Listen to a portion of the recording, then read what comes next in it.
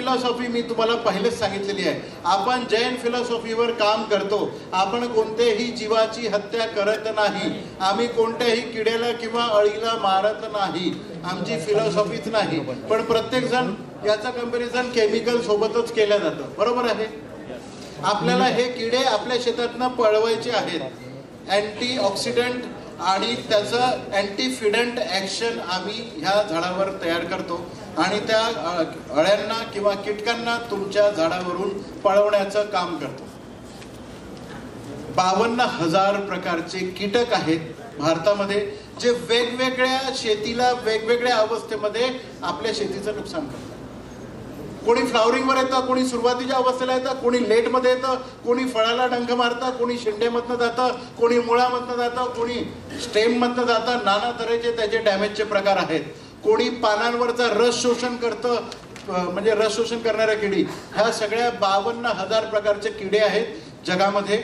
आणि केमिकल जर तुम्ही वापरत असाल तर प्रत्येक किड्यासाठी वेगवेगळं केमिकल ठरलेलं आहे. एकच औषध 52,000 प्रकारच्या किड्यांना मारू शकेल असं घडलेलं नाही. असं काही आश्चर्य या जगामध्ये नाही. एकच आश्चर्य आहे, ते म्हणजे यमाईवीर. 52,000 प्रकारच्या कीटकांना एके वेळेस आपल्याला जर नियंत्रित आणायचं असेल तर तुम्हाला यमाईवीर वापरायला लागेल. 1 लिटर पाण्यामध्ये 2 ml चा तुम्हाला वापर करायचा आहे. आता यमाईवीर वापरायचं कसं, कधी आणि तो योग्य वेळ कोणता? अमावस्येचा कन्सेप्ट माहिती आहे तुम्हाला सगळ्यांना? अमावस्येचा कन्सेप्ट मी तुम्हाला पुन्हा एकदा सांगतो. समजण्याचा प्रयत्न करा. कारण कीटक येतो कुठे, जातो कुठे. जसं मी म्हटलं होतं ना की प्रत्येक कीटकाची उत्पत्ती ही जमिनीमधनं होते. त्या जमिनीमध्ये कोश असतात. म्हणजे कोश म्हणजे ही खालचा हिरवं दिसते ना तुम्हाला, ते कोश तुमच्या जमिनीमध्ये कोश टाकलेले असतात. म्हणून जेव्हा तुम्ही ट्रॅक्टरनी वखरणी वगैरे नांगरटी जेव्हा करता तेव्हा बगळे मागे लागलेले असतात. हे कोश जमिनीमधून उचलण्याकरताच ते बगळे मागे लागले असतात. किडा येतो कुठनं? ह्या कोशातनं एक फुलपाखरू बाहेर येतं. जेव्हा जेव्हा फुलपाखराला म्हणजे कोशामध्ये असलेल्या कीटकाला असं वाटतं की आता फेवरेबल कंडिशन आहे, पीक वरती आलेलं आहे आणि या पिकाला आता आपले पिल्ल जे येतील, नेक्स्ट जनरेशन येतील, त्यांना अन्न भेटणार आहे, तेव्हा ते फुलपाखरू बनून बाहेर येतं. प्रत्येक कीटकाच्या मागे एक फुलपाखरू असतं, छोटं किंवा मोठं. पण जेवढं फुलपाखरू सुंदर तेवढं डेंजर असतं. नाही, हे सत्य आहे.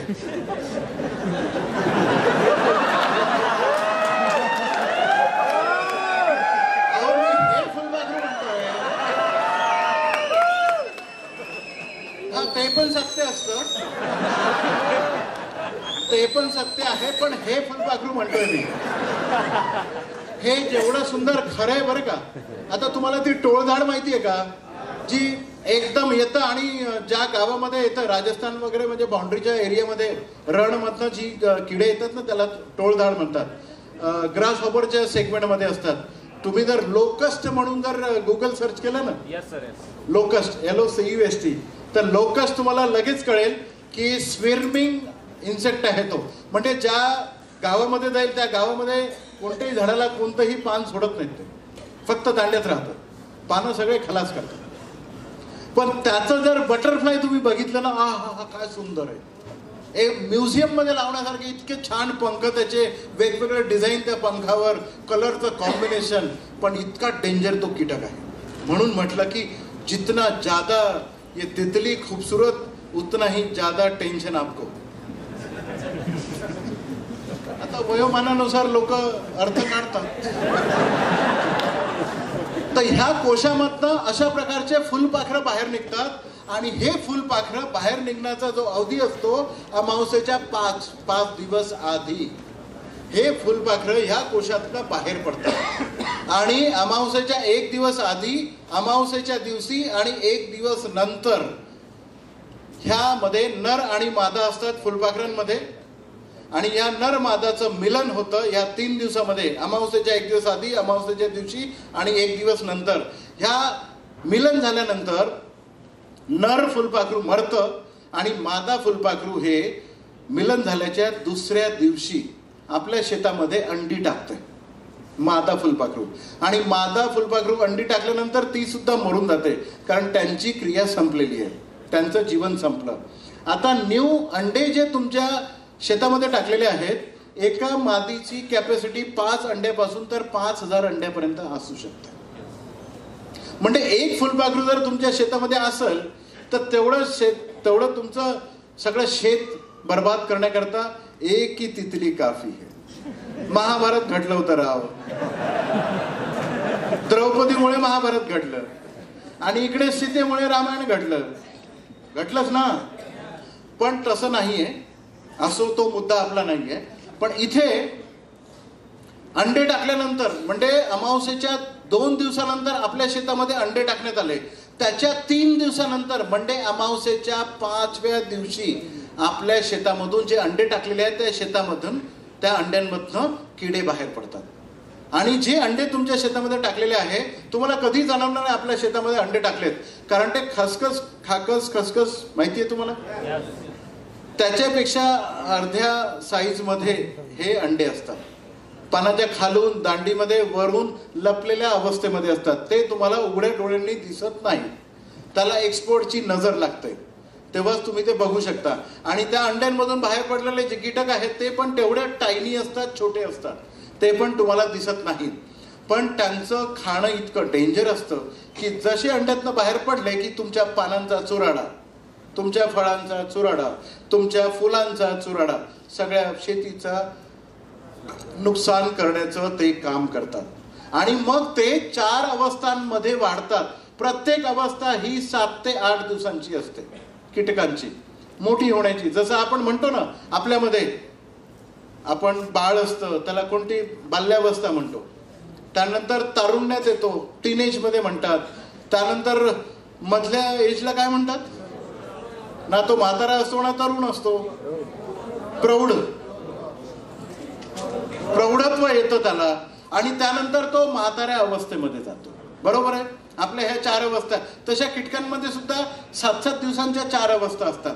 पहिल्या 2 अवस्था ह्या पौर्णिमेपर्यंत होतात आणि दुसऱ्या अवस्था ह्या पौर्णिमेनंतर तुम्हाला जेव्हा कीटक दिसू लागतो तो पौर्णिमेनंतरच दिसू लागतो तुमच्या शेतावर. आणि त्यावेळेस शेतकऱ्यांचे डोळे उघडतात आणि त्यावेळेस शेतकरी काय म्हणतो, आता अटॅक आलाय भाऊ शेतामध्ये. आणि मग तो जातो दुकानामध्ये, दुकानामधून लाल पिवळा निळा डब्बा घेऊन येतो. त्याला हिरव्या डब्याची विसरच पडते, आपला हिरवा डब्बा आहे म्हणून तो डब्बा घेऊन येतो, फवारणी करतो. पण जो 2 अवस्था क्रॉस करून 3ऱ्या अवस्थेमध्ये किंवा 4थ्या अवस्थेमध्ये जो कीटक गेलेला आहे त्याला नियंत्रित आणण्यामध्ये काहीही फायदा नाही, कारण तो ऑलरेडी नुकसान करून चुकलेला आहे. 100 चुहे खा के बिल्ली हचको चली, म्हणजे नुकसान तो केलेला आहे. त्यावेळेस तुमचे डोळे उघडतात. म्हणून योग्य वेळ कीटकांना जर नियंत्रित करायचं असेल, कमीत कमी खर्चामध्ये तुम्हाला खूप जास्त रिझल्ट पाहिजे असेल तर तुम्हाला अमावस्येच्या दिवशीपासून पौर्णिमेपर्यंत म्हणजे 15 दिवसाच्या कालखंडामध्ये तुम्ही कोणत्याही औषधांची फवारणी करायला पाहिजे. एकदा का तुम्ही एक जनरेशन तुमच्या पिकांवर जे कीटक येतात आहे, वेगवेगळे कीटक एका वेळेस येऊ शकतात, त्यामुळे ब्रॉड स्पेक्ट्रम पाहिजे. म्हणजे हे कीटक समजा अळी असेल आणि पांढरी माशी पण असेल एकाच वेळेस, तर मग तुम्हाला याचंही औषध घ्यायला लागेल, त्याचंही औषध घ्यायला लागेल. पण यमाई वीर जर घेतलं तर अळी पण जाणार आहे आणि पांढरी माशी पण जाणार आहे. त्यामुळे योग्य काळ तुमच्या फवारणीचा. म्हणून आता घरी गेल्यानंतर काय करायचं माहितीये का, किंवा आपल्या टीम मध्ये सांगायचं, भाऊ अमावस्या येतेय, स्टॉक आहे की नाही. जेवढ्या शेतकऱ्यांची तुम्ही लिस्ट करून ठेवलेली आहे त्या सगळ्या शेतकऱ्यांना कॉल करून सांगणे तुमचं कर्तव्य आहे की आपली औषध उपलब्ध आहेत का, अमावस्या येतेय, 5व्या दिवशी आपल्याला फवारणी करायची आहे किंवा 4थ्या दिवशी फवारणी करायची आहे किंवा अमावस्येच्या दिवशी फवारणी करायची आहे, स्टॉक आहे की नाही. घरी जाऊन आपल्या कॅलेंडरवर प्रत्येक महिन्याच्या अमावस्येला सर्कल करून ठेवा. इंडिया ग्रो का धंदा अमावस्या के दिन ही शुरू हो जाएगा. कारण तुम्हाला अमावस्या येते हे सांगतं कोण, बायको सांगते. अहो तुम्हाला बायको सांगते घरून फोन करून, आज अमावस्या आहे काही काम करू नका. आपले कामं चालूच असतात, पण ती सांगते आज गुरुवार आहे नॉनव्हेज खाऊ नका, आज शनिवार आहे असं करू नका, ती सांगत असते. त्यामुळे त्या कॅलेंडरला सांगायचं की आपल्या घरच्या कॅलेंडरवर सुद्धा राऊंड मार अमावस्येच्या.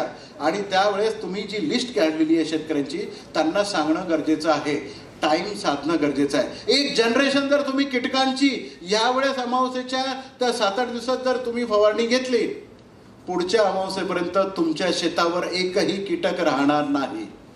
म्हणजे आपल्या यमावीरचे रिझल्ट किती दिवसांचे? 1 महिन्याचे. अमावस्या ते अमावस्या आपल्याला 1 महिन्याचा रिझल्ट भेटू शकतो. योग्य वेळ साधणं गरजेचं आहे. 1 लिटर पाण्याला 2 ml वापरायचं आहे मात्र. कळलंय यमावीर? आता काही कीटक दिसतात आहे तुम्हाला? काय काय दिसतंय? कॉक्रोच दिसतो, मच्छर दिसते, इथे खाली माशी आहे, इथे खटमल आहे आणि एक बेडबग पण आहे. बेडबग म्हणजे खटमल. आणि एक दुसऱ्या शेतामधली ऊ पण आहे. बाकी कीटक आपल्या घराच्या आजूबाजूला परिसरामध्ये मच्छरांचा प्रादुर्भाव असतो, तिथे सुद्धा तुम्ही त्याच्या नियंत्रणाकरता यमावीर वापरू शकता. लोकांना सांगा, पॉयझन स्प्रे करण्यापेक्षा, हीट वगैरे स्प्रे करण्यापेक्षा तुम्ही तुमच्या घरामध्ये कॉक्रोच मारण्याकरता, मच्छर मारण्याकरता, माशांना मारण्याकरता तुम्ही यमावीरचा वापर करू शकता. जनावरांच्या अंगावर सुद्धा पिसवे वगैरे होतात, पाळीव कुत्र्यांच्या किंवा मांजरांच्या अंगावर सुद्धा पिसवे होतात. त्यांना सुद्धा आंघोळ करण्याकरता, जनावरांना आंघोळ करण्याकरता केमिकल वापरतात, त्यापेक्षा यमावीर वापरा. पोल्ट्री इंडस्ट्रीमध्ये जी विष्ठा खाली पडते पोल्ट्रीची, कोंबड्यांची, त्याच्यामध्ये अळ्या होतात, त्याच्यामध्ये नुकसान होतं. त्या अळ्या त्यांच्या विष्ठेतून बाहेर निघून त्यांच्याच पायांना चावतात. तर कोंबड्या उभ्या असताना सुद्धा तुम्ही त्या खालच्या जे काही भाताचं तूस वगैरे टाकलेलं आहे त्यावर तुम्ही फवारणी करू शकता, त्या अळ्यांना नियंत्रित करू शकता. आता आला मुद्दा उवा असतात ना डोक्यांमध्ये, तर तुम्ही शॅम्पू करते वेळेस जर शॅम्पू हाता, मी खरं सांगतोय बरं, नाहीतर उगाच तुम्ही चेष्टेमध्ये घेणार या गोष्टीला. शॅम्पू घ्यायचा, जेवढा तुमच्या डोक्याला लागतो तेवढा शॅम्पू घ्या, त्याच्यामध्ये 4 ते 5 थेंब तुम्ही यमावीरचे टाका आणि तुमचे केस, माझा आणि माणिक सरांचा तर प्रॉब्लेमच नाही, आम्हाला केसच नाही, आम्ही शॅम्पू पण वापरत नाही. शॅम्पू मध्ये तुम्ही 2-3 थेंब किंवा 3-4 थेंब यमावीर टाका आणि तुमचे केस धुवा. केसांना नुकसान होणार नाही, पण त्या उवांना नुकसान जरूर होईल. फणीनी बघा, उवा सगळ्या निघून जातील आणि पुढील 6 महिने तुमच्या डोक्यामध्ये उवा येणार नाही. स्वतः पण वापरा आणि स्वतःच्या मैत्रिणीला पण सांगा, कारण मैत्रीणच असते इकडे तिकडे उवा घेऊन जाणारी असते ना. आपण कधी कधी अशा मैत्रिणींना खो देतो, आपण त्यांच्यासोबत जात नाही, आहे तिच्या डोक्यामध्ये उवा असतात, नको तिच्यासोबत जायला, पण पहिले तिला एक बॉटल द्या. आणि तुम्ही अंडर एस्टिमेट करू नका ह्या मार्केटला. अजून एक सांगतो, उंदरं असतात तुमच्याकडे? उंदरं ज्या घरांमध्ये आहेत, ज्या गोडाऊन मध्ये आहेत, तिथे तुम्ही गव्हाची कणिक घ्या, ज्वारीचं घ्या, बाजरीचं पीठ घ्या, त्यामध्ये गोडे तेल टाका आणि 5-6-10 थेंब तुम्ही यमावीर टाका, त्याचे उंडा बनवून घ्या आणि त्याचे छोटे छोटे तुकडे तुम्ही उंदरांसाठी घराच्या आजूबाजूला सोडून द्या. तुम्हाला असं जाणवेल की उंदीर येतो, त्या उंड्याला खातो आणि घराच्या बाहेर जाऊन मरतो. उंदरांचा नायनाट सुद्धा तुम्ही याच्यामध्ये करू शकता यमावीर. अजून एक सांगतो, तुम्ही धान्य साठवणूक करता ना घरी, 50 किलो 100 किलोच्या अशा कोठ्या असतात आपल्याकडे धान्याच्या, आणि त्या कोठ्यामध्ये तुम्ही तांदूळ असू द्या किंवा धान्य असू द्या, त्याच्यामध्ये कोणी कढीपत्ता, कडुनिंबाचा पाला टाकतात किंवा बोरिक ऍसिड टाकतात. It is deadly poisonous. Boric acid खूप बेकार असतं आरोग्यासाठी, पण किडा लागू नये म्हणून आपण करतो. पण याच्यानंतर असं काही करण्याची गरज नाही, कोणतेही पॉइझन आणायची गरज नाही. साधा कापड घ्या, त्यावर 7-8 थेंब तुम्ही यमावीरची टाका आणि धान्याच्या मध्ये या कापडाला सरकवून द्या, बास, त्या धान्याला किडा लागणार नाही. आवडलं?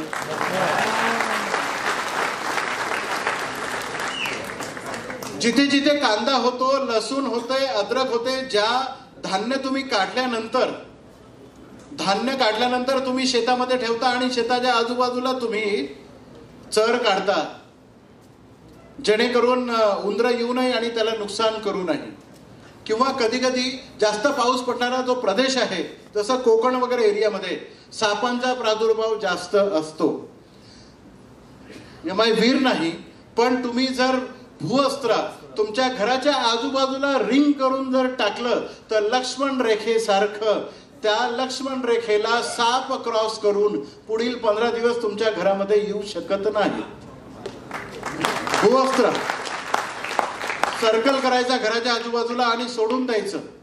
साप त्या सर्कलला क्रॉस करून येणार नाही.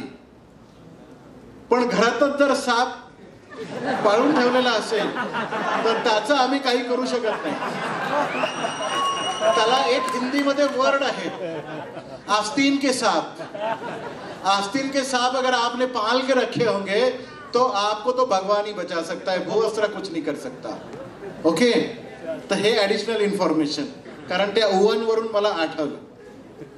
अजून बेडबग्स आपल्या घरी येतात. बेडबग्स असतात ना, खटमल ज्याला म्हणतो, किंवा अजून काय म्हणतात, ढेकूण. ढेकणांचा प्रॉब्लेम असतो आपल्याकडे, असतो. नकारतात सगळेच, पण असतोच. ढेकणांचा ज्या घरी प्रॉब्लेम आहे तिथे केमिकल आणून स्प्रे केल्या जातात आणि मग ते कपडे सुद्धा, चादरी सुद्धा सगळं उन्हामध्ये टाकतात, धुतात आणि त्यानंतर कपडे वगैरे सगळे काढून ते स्टरलाइज करतात आणि मग घालतात. किती यंत्रणा करावी लागते. त्यापेक्षा यमाई वीर घ्या, 1 लिटर पाण्यामध्ये 2 ml सगळीकडे फवारणी करून घ्या. मच्छर जातील, माशा जातील. घरी येणाऱ्या ज्या मुंग्या असतात ना, लाल मुंग्या वगैरे असतात, जर तुम्ही सारवून जर घेतलं घराला, जर जे आपण सारवून घेतो ना, किंवा घर पुसते वेळेस, फरशी पुसते वेळेस लायझॉल वगैरे टाकतात, आपलं काय यमाई होमचं काहीतरी असेल ना, तर हा जे काही फ्लोअर क्लीनर आपलं आहे ना, त्याच्यामध्ये तुम्ही जर 4 थेंब जर आपल्या यमाई वीरचे टाकले ना, तर त्या घरामध्ये माकुडे किंवा मुंग्या सुद्धा येणार नाही. आणि घरामध्ये तुम्ही जर मच्छर असतील, बेडबग्स असतील, तर तुम्ही तिथे सुद्धा यमाई वीरचा वापर करू शकता.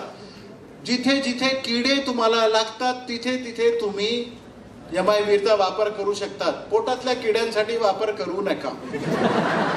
विशेष सांगणं आहे, शूटिंग चालू आहे, शूटिंग मध्ये येऊ द्या सगळं.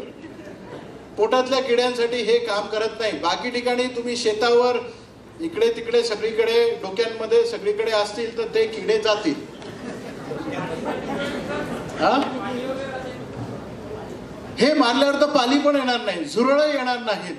तुमचे ते कातीन वगैरे असतात ना, जाळे बनवणारे, ते सुद्धा घरामध्ये येणार नाहीत.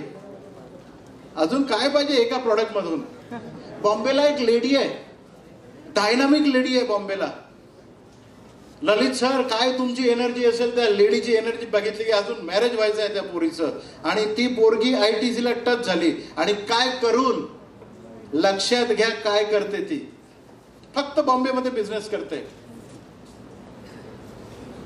250 ml चा यमाई वीर घेते आणि त्याचा 5-5 ml च्या बॉटल बनवते. 250 ml चा वीर घेते, 5-5 ml च्या बॉटल बनवते आणि झोपडपट्टीमध्ये जुओ की दवा, चूहों की दवा यहां मिलेगी, 5-10 रुपयाला ते छोटं छोटं विकते. आणि त्याच्याकरता तिने 50 माणसं लावलेली आहेत आणि ते 50 माणसं अख्खी झोपडपट्टी. मग कोणते किती झोपडपट्ट्या आहेत हो मुंबईला, आणि सगळा सेल करतात. 1200-2500 रुपयाचं 25,000 करते ती. एक बॉटल 25,000ला विकते आणि डेली 50 लोक 50 बॉटल विकून येतात. टर्नओव्हर बघा त्या लेडीचा काय होतो, काय टर्नओव्हर करते. इकडनं बीवी पण, इकडनं 2500ची बॉटल 25,000ला पण.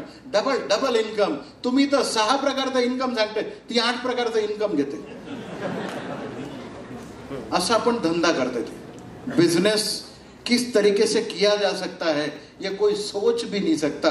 किस बात को आप पकड़ लोगे मेरी, कौन सी बात आपको अपील कर जाएगी, ये मैं बता नहीं सकता. इसलिए सभी बातें सभी को बता देता हूं कि पकड़ लो कोई बात और बिजनेस स्टार्ट करो. पकडलं कोई बात नाही. काही तर चायला आपल्या शेतातल्या उवा जरी केल्यानं तरी भरपूर आहे. बस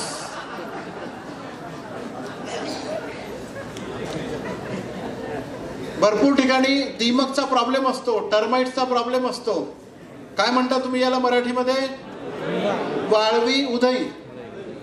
उदई किंवा वाळवी म्हणतात ना. वाळवीचा जिथे प्रॉब्लेम असतो तिथे तुम्ही MIवीरचा वापर करू शकता. आता तुम्हाला अजून एक सांगतो. जी लोक फर्निचर करतात, जसं आता माणिक सरांनी एक नवीन घर घेतलंय इथे औरंगाबादला, फर्निचर करणार. आता हे श्रीमंत लोक ना, पैसेवाले लोक आहेत, मग हे अँटी टर्माइट प्लायवूड वापरतात. बरोबर आहे? हॅलो, अँटी टर्माइट प्लायवूड ऐकलेलं आहे? नॉर्मल प्लायवूड पेक्षा डबल रेट असतात त्याची अँटी टर्माइट ट्रीटमेंट झालेली असते.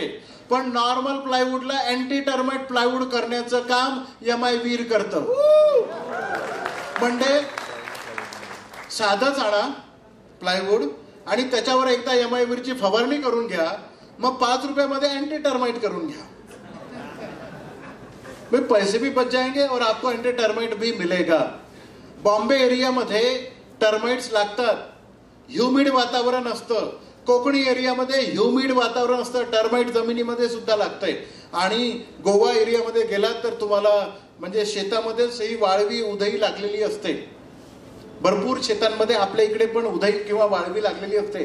अशा वेळेस तुम्ही पाण्यासोबत जर MIवीर सोडलं तर ती उधई सुद्धा जाते, शेतामधली सुद्धा उधई जाते. आता तुम्हाला सांगतो, हरियाणा आणि पंजाबमध्ये एक शेती केली जाते, त्याला पॉप्युलरची शेती म्हणतात. आता पॉप्युलर काय आहे? पॉप्युलर हे असं झाड आहे, निलगिरी सारखं झाड असतं ते, आणि ते 5 वर्षांचं झाड खूप मोठं होतं. आणि जेव्हा तुम्ही खोड कापता त्याच्या प्लेट्स निघतात आतमधून. खोड निघत नाही, प्लेट निघतात त्याच्या. आणि ते प्लायवूड इंडस्ट्रीमध्ये वापरतात. आणि प्लायवूड इंडस्ट्रीमध्ये म्हणते ते प्लेट्स मोकळ्या केल्या आणि प्रेस केल्या आणि त्याच्यावरून एक सीट टाकली की झालं प्लायवूड तयार. त्याला म्हणतात पॉप्युलर. पॉप्युलरची शेती. आणि पॉप्युलरच्या शेतीला 5 वर्षाची शेती, पाऊस जास्त पडतो तिथे पाणी भरपूर असतं, उधळी लागते खालनं, पूर्ण खोडाला उधळी लागते. आपली ट्रीटमेंट आहे तिथे MIवीरची, ग्रो मॅजिक ॲडव्हान्सची. जी शेती 5 वर्षात होते ती 3 वर्षात ते लाकूड तयार होतं. आम्ही 5 वर्षाची 3 वर्षामध्ये केली आहे. उधळी वाळवी घातलेली आहे. तर तुम्ही खूप मोठे मोठे जे जुने झाडं असतात, खोडं असतात आणि 50-50, 100-100 वर्षांचा ज्यामध्ये वारसा असतो काही काही झाडांना, प्रत्येक शहरामध्ये अशी झाडं असतात. तर त्या झाडांना वाचवण्याचं काम सुद्धा तुम्ही करू शकता. MIवीर तुम्ही देऊ शकता. डाळिंबाची शेती असू द्या, मोसंबीची शेती असू द्या, किंवा तुमच्या कोणत्याही फळबागांची शेती असू द्या, तुम्ही त्या फळबागांमध्ये पिन होल असतात आणि त्याच्यामध्ये काही कीटक आतमध्ये जातात आणि ते कीटक बाहेर भुसा फेकतात. असं आढळतं तुम्हाला? तर अशा मोठ्या मोठ्या ज्या बागा असतात त्याच्यामध्ये हे झालेलं असतं होल, आणि तो किडा बीटल आतमध्ये गेलेला असतो, त्याला पिन होल बोरर म्हणतात. कॅलिओपेल्टिस या फॅमिलीची ती कीटक असतात. काही करायचं नाहीये, इंजेक्शन घ्यायचं. आपल्या मेडिकलमध्ये इंजेक्शन भेटतं ना 5 ml, ते इंजेक्शन घ्यायचं, MIवीरच्या बॉटलमध्ये टाकायचं, ओढायचं इंजेक्शनमध्ये, त्या छिद्रामध्ये सोडून द्यायचं. मध्ये एका मोठ्या छिद्रामध्ये सोडलं की बाकी ठिकाणी तुम्ही चुना लावून घ्यायचा. तो किडा आतमध्येच मरून जाईल, तुमचं झाड वाचेल. आता इंजेक्शन मधून एक गोष्ट आठवली. ग्रो मॅजिक झालं ना आपलं. ग्रो मॅजिक ॲडव्हान्स नी आपण केळीची शेती करू शकतो. खानदेशची लोक आहेत का इथे? हात वर करा. केळीच्या शेतीमध्ये कधी ऐकलंय तुम्ही इंजेक्शन पॉलिसी? ऐकली ना? कोणाकडनं ऐकली? माझ्याकडून. ओके. पण बाकीच्यांच्या माहिती करता सांगतो, ग्रो मॅजिक ॲडव्हान्सची आम्ही नवीन technology, injection technology for banana आणलेली आहे. तुम्हाला आश्चर्य वाटेल की एका बनानाचं जेव्हा कमळ बाहेर येतं, BJPचं नाही, ते झाडामधून जे कमळ बाहेर येतं ना, त्याला कमळ म्हणतात. फूल जेव्हा बाहेर येतं त्या फुलाला 20 ते 25 किलो किंवा 30 किलो जास्तीत जास्त केळी लागतात. बरोबर आहे? जर तुम्ही इंजेक्शन पॉलिसी केली तर तुम्हाला 40 ते 50 किलो केळी एका घडावर निघतील. काय करायचंय? काय करायचंय, कसं करायचं मी सांगतो. 1 लिटर पाणी घ्यायचं, 5 ग्राम ग्रोमॅजिक ॲडव्हान्स घ्यायचा, त्याचा घोळ तयार करून घ्यायचा बकेटमध्ये आणि इंजेक्शन घ्यायचं. हे डिस्पोवॅन जे मेडिकलमध्ये भेटतं ना, 5 रुपयाला एक डिस्पोवॅन भेटते. 5 ml इंजेक्शन घ्यायचं, त्याला सुई असते, सुई लावायची. त्या पाण्याचा जो घोळ केलेला आहे, घोळ तुम्ही नेहमी करता पण तो पाण्याचा सांगतोय मी, तो पाण्याचा घोळ केलेला आहे तो इंजेक्शन मध्ये 5 मिली घ्यायचा. आणि झाड केळीचं जेव्हा तुमचं 60 दिवसांचं असतं तेव्हा एक इंजेक्शन द्यायचं. लिहून घेताय? कष्ट पडणार नाहीत ना लिहायला, मग लिहून घ्या. 60 दिवसांचा जेव्हा केळी होते तेव्हा पहिलं इंजेक्शन द्यायचं आहे, खोडामध्ये द्यायचंय. आणि किती अंतरावर द्यायचंय? खोडाला कुठे? झाडाचं जमिनीपासून 1 फूट अंतर सोडायचं आणि मग इंजेक्शन द्यायचं. 60व्या दिवशी तुम्ही झाडामध्ये इंजेक्शन द्यायचं. दुसरं इंजेक्शन द्यायचं आहे 90व्या दिवशी झाडामध्येच. सुई आरपार घालू नका, बरोबर मध्ये येईल असं बघा. नाही तर काही लोक सुई आरपार घालतात, तिकडून धार निघून जाते आणि हा म्हणतो रिझल्टच आले नाही. असं होऊ शकतं ललित सर, एमआयचे डिस्ट्रीब्युटर आहेत. झाडाच्या मध्यभागी जाईल असं बघा. 60व्या दिवशी पहिला इंजेक्शन, 90व्या दिवशी दुसरं इंजेक्शन. जिथे पहिलं इंजेक्शन दिलंय तिथेच दुसरं देऊ नका, जागा बदला. या साईडनी दिलंय त्या साईडनी द्या. तिसरं इंजेक्शन जेव्हा कमळ बाहेर येईल, त्याच्या दांडीमध्ये कमळ बाहेर आलं की त्याच्या 5 दिवसाच्या आतच त्याच्या दांडीमध्ये तिसरं इंजेक्शन द्या. हळू इंजेक्शन सोडा, धरसोड करू नका. सटकन दाबलं की एकदम ते झाड एक्सेप्ट करणार नाही. हळूहळू